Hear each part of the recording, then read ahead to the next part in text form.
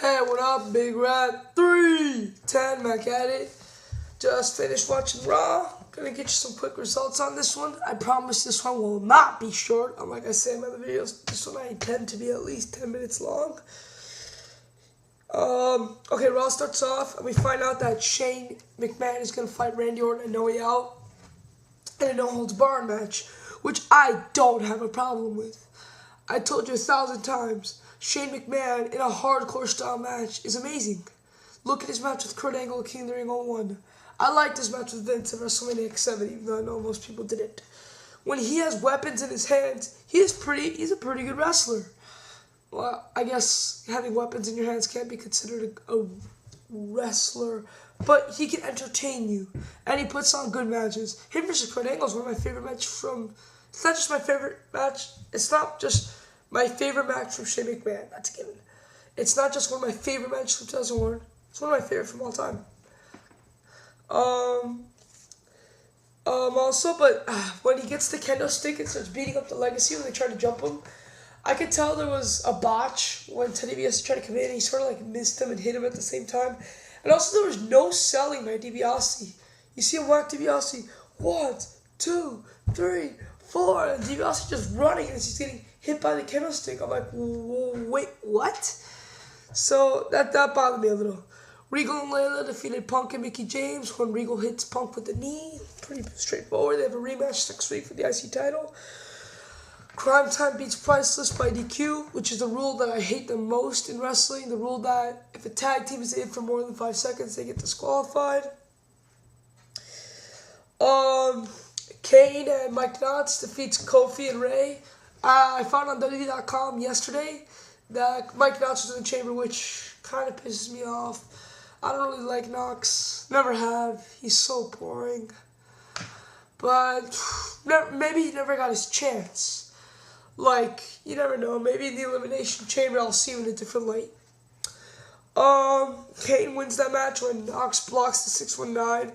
Rey Mysterio kicks Knox. Ray goes for the West Coast pop on Kane, and Kane catches him for the choke slam. 1, 2, 3. And then the Legacy attacks Orton and Stephanie behind. Randy was going to punt Shane, but then I guess he thought, wait, I get this guy No Way Out. So then he decides to punt Stephanie. While Stephanie's on the ground, like, shrieking in terror, here comes Orton's about to put him in the head. Shane jumps, and Orton kicks Shane right in the chest. You see Shane going, my chest. Dean Malenko comes out to stop Orton, which is pretty cool, because I'd never seen Dean Malenko ever in WWE in a long time, unless it was in a DVD. So it was pretty cool to see him get out there. Beth defeats Candice Michelle, pretty easy. Chris Jericho talks smack about how the legends aren't paving the way. Are too old and too has-beens. Like Ric Flair, who's trying to, relive like the old days, like Mickey Rourke, which is still making me believe. I know, I haven't fully done. I'm not really going to do a video on it, no offense. I'm just going to make it a part of the Q&A if I get enough questions. I think I already have like 3 or 4 questions. I still need a couple more. So for whoever sent me that, I think it was the Wrestling Show or someone else about a Jericho Undertaker match at Mania. I don't think it's going to happen. I'll get more into it once I answer the question fully. And Flair is coming next week to address Jericho's comments, which I'm looking forward to. HBK and JBL. JBL comes out and takes Shawn Michaels. I hired you so I can be champion. I'm not champion, so what the hell? Shawn says, hey, what do you want from me? I lay down for you. I kick Cena and I put you over his unconscious body. I was even going to beat Cena until you ruined the match for yourself. And then JBL goes, no, this is all your fault. You can say whatever you want. Oh, the sun was in my eyes. My shoes were untied. This is your fault. And then they have a match. JBL proposes a match of No Way Out. Basically all or nothing.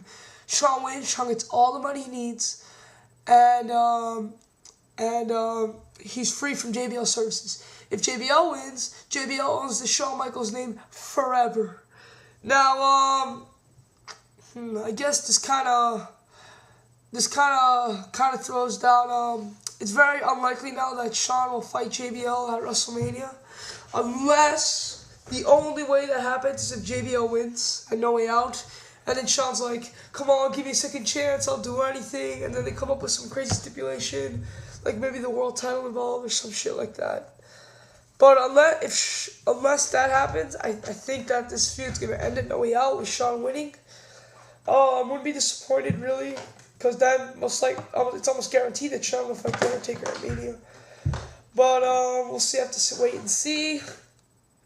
I would like the match. I love it. And JBL said, Shawn, if you touch me for these next 2 weeks, the offer's off the table forever. And what's Shawn going to do? Shawn can't really leave JBL services in the first place because he won't get the money. So he has to stay with JBL until JBL gives him enough. Like, personally, I would, why doesn't Shawn, just like say no to the offer and then just keep working for JBL for a couple more months until he makes enough money to last him for a while? Why does he have to do this all or nothing thing? That's the only stupid thing I find in it. And also Stephanie talked to Kane, and Kane said he's going to be here next week, obviously meeting The Undertaker. And Stephanie says Kane is now in the Elimination Chamber, which I don't have a problem with. Kane is one of the founders of the Elimination Chamber, I guess you could say, because he was in the very first one. He's been in others in between. He's not bad in the Chamber. I kind of like him in the Chamber. He's pretty cool. So, yeah, it should be a good idea. I just think now that the Chamber is made of too many mid-carders. No offense, I know that some of these guys are world champions, but you got Cena, Jericho, Ray, and then you got, like, Kofi, Knox, and Kane, who aren't really, like, who I don't really buy as main event level status. It's kind of like the scramble match for the WWE title on Unforgiven. I love the match, but like Triple H versus Jeff Hardy versus the Brian Kendrick versus MVP versus Shelton Benjamin, I didn't really buy MVP, Shelton Benjamin, or the Brian Kendrick as main eventers. Jeff Hardy I kind of did, but not much. So that match also is going to be like this match. It's going to be a great match. It's just like, it's going to be a little obvious who wins. There's no way they're going to see lose title to any of these guys.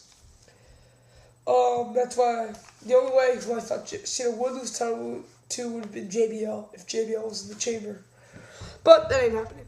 And then Cena defeats Jericho in a pretty good match, better than Survivor Series. I like the Armageddon match the best, just because that match was like 12 minutes long and they did so much in it. So that's what I like about that. Next week, if I ever need to say, Undertaker's fighting Randy Orton next week. That's what the whole thing of Stephanie talking to Kane was about. Kane is in the Chamber, and now Orton is fighting The Undertaker next week. I actually think Orton's going to win because they're trying to hype up Orton. They're not really hyping up The Undertaker. Although I just can't see The Undertaker getting eliminated at the Elimination Chamber. With him, Triple H, Big Show, and Edge, which, by the way, is 4 guys who I buy as world champions. So that's why. Even though I just can't picture in my mind Undertaker getting pinned. So that match, I think the other 2 contestants might be Umaga, might be in there, and maybe even MVP. Never know. Oh, wow, I finished less than 10 minutes. Yay. I'm Big Rat. 3, 10, and I'm out. Peace.